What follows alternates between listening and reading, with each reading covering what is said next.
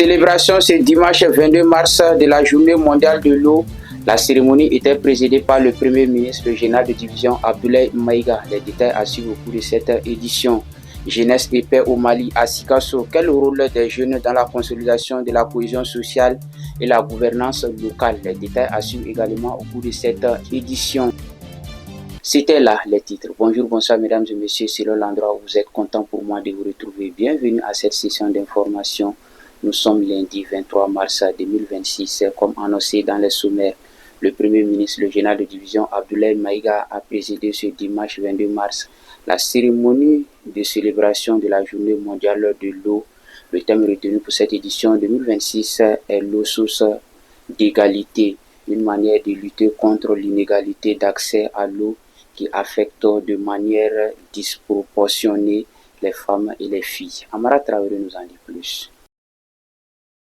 Selon le rapport d'ONU-Femmes élaboré en 2023, 380 millions de femmes et de jeunes filles, soit 9,5% de la population féminine mondiale, vivent dans les conditions de stress hydrique élevé ou critique.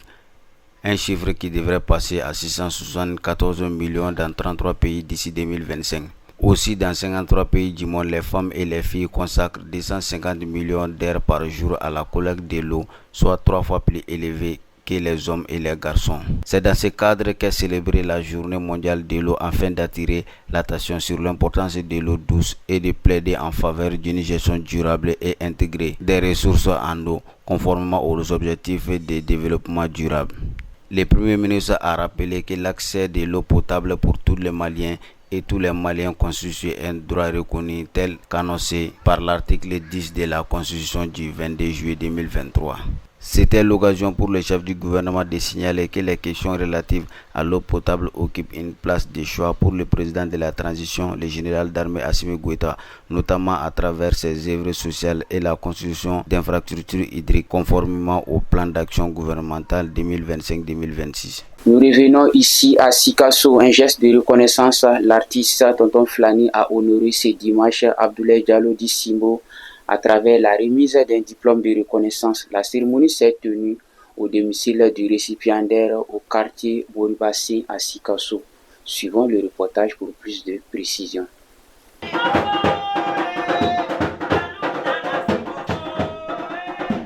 Ambiance ce dimanche au quartier Moribassin à Sikasso.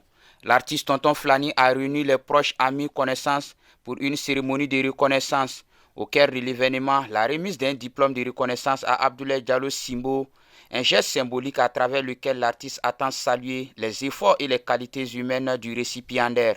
Karamo Diallo ka fonisiriya aka kanu donc cɛntigi man ca nka cɛntigi kelen-kelen minnu bɛ yen a ka kan k'o fɔ diɲɛ mɔgɔ ka se k'o lakolon kala kan ne ni mɔgɔ jɛna mɔgɔ min ye e kanu ne y'a kanu vraiment a ka kan waleyaw ka to ka kɛ kuma ni kuma waleya min bɛ se ka o jɛn sinsinni sabati. Très ému par ce geste, Abdoulaye Diallo Simbo n'a pas caché sa gratitude face à cette marque de considération. Vraiment ne bonyana ma a jala ye kojugu ne k'i jɛnatigɛ fɛn o fɛn fɔ bi a ka gɛlɛn a bɛ to ja bonyana ma quoi den t'a dɔn b'a fɔ cogoya min na ne b'a fɔ dɔrɔn ka barika da. Cette initiative s'inscrit dans une dynamique de valorisation des talents et des acteurs locaux, contribuant ainsi à renforcer la cohésion sociale et la reconnaissance du mérite dans le Kénédougou. Sur tout autre plan, au Mali, le projet Sigida Nieta continue de promouvoir le patrimoine culturel à travers des initiatives locales entre formation des jeunes et valorisation des savoir-faire traditionnels. Plusieurs actions ont été menées dans la région de Sikasso et dans le cercle de Kadiolo à travers l'inauguration de 2 centres le 17 mars dernier. Suivons le reportage pour plus de précision. À Sikasso, le centre de formation Zanon Traoré a officiellement ouvert ses portes, porté par le célèbre balafoniste Suleiman Traoré dit Neba Solo. Ce centre ambitionne de transmettre aux jeunes les savoir-faire liés aux instruments traditionnels maliens, balafon, percussion ou encore kamelengoni. Une quinzaine de jeunes bénéficient d'une formation pratique de 2 mois axée sur le respect des traditions et de l'environnement. La cérémonie d'ouverture a enregistré la présence des autorités administratives culturelles. Dans la même dynamique, une mission de suivi du projet Sigida Nieta s'est rendue à Nakomo, dans le cercle de Kadiolo, Sur place, la délégation a pu constater les avancées du centre culturel et artisanal porté par l'artiste Nabi Bamba Dikadjolo Nabi. Des infrastructures réalisées, notamment un hangar de formation pour les tisserands, ainsi que l'acquisition d'équipements modernes pour renforcer les activités artisanales. À travers ces initiatives, le projet Sigida Nyeta renforce la transmission des savoirs traditionnels, soutient l'emploi des jeunes et contribue à la sauvegarde du patrimoine culturel malien avec l'appui des autorités, dont le président de la transition, le général d'armée Assimi Goïta. Comme annoncé dans le sommaire, au Mali, la jeunesse représente plus de moitié de la population dans un contexte marqué par des défis sécuritaires, sociaux et politiques. Les jeunes de Sikasso ne sont plus simplement des observateurs. Ils s'engagent à innover et à participer activement à la construction de la paix et à la promotion de la gouvernance inclusive. Quel rôle jouent-ils concrètement? Élément de réponse, c'est dans ce reportage. Suivons ensemble.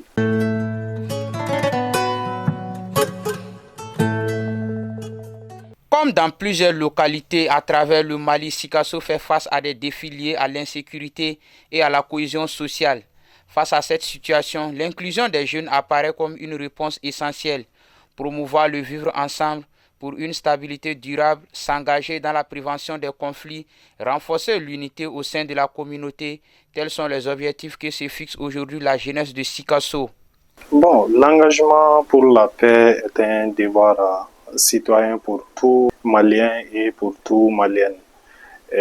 En tant que premier responsable de la jeunesse de Sikasso, être d'abord des gens qui donnent vraiment des bonnes informations et en un premier lieu, être des gens qui sont vraiment dans la mesure du possible, être des gens qui préviennent des conflits. Le développement local est focalisé surtout sur la jeunesse. Parce que tout développement au niveau de la commune, nous mettons, comme je l'ai dit, nous mettons la jeunesse au centre à travers des activités citoyennes telles que l'accompagnement des jeunes dans le cadre de la sensibilisation de la population quant au paiement de certaines taxes. Comme le dit l'adage, le développement d'un pays repose sur sa jeunesse. Consciente de cet enjeu, les organisations des jeunes jouent un rôle important dans la mobilisation des jeunes autour des valeurs de paix et de solidarité, à travers leur implication dans les prises de décision, mais aussi par des campagnes de sensibilisation et des sessions de formation. Elles participent activement à la consolidation de la cohésion sociale. Qui parle de cohésion sociale passe d'abord par la paix. Et la paix est le résultat de la résolution et de la prévention et de la résolution des conflits. Mais que disent les spécialistes du rôle et de l'implication de la jeunesse dans la gouvernance locale pour garantir une paix durable? Quand on prend la jeunesse, aujourd'hui, nous voyons qu'il est plus facile d'influencer aujourd'hui la jeunesse actuelle. Parce que quand nous regardons, d'après les constats, on voit que c'est un problème de chômage. Bon, généralement, ils intègrent les branches armées parce qu'ils sont en chômage. Donc, si on essaye de revoir cette situation de chômage, la majorité de la population malienne est jeune, environ 60%. Si cette jeunesse est impliquée dans les processus de décision et les initiatives de paix, elles peuvent devenir un véritable moteur de cohésion sociale et de développement. Malgré cet engagement, plusieurs défis persistent, notamment le manque de moyens, l'insuffisance de formation et la faible représentation des jeunes dans certaines instances de décision. Toutefois, à Sikasso, la jeunesse reste déterminée à poursuivre ses efforts afin de contribuer activement à la paix et au développement de sa région.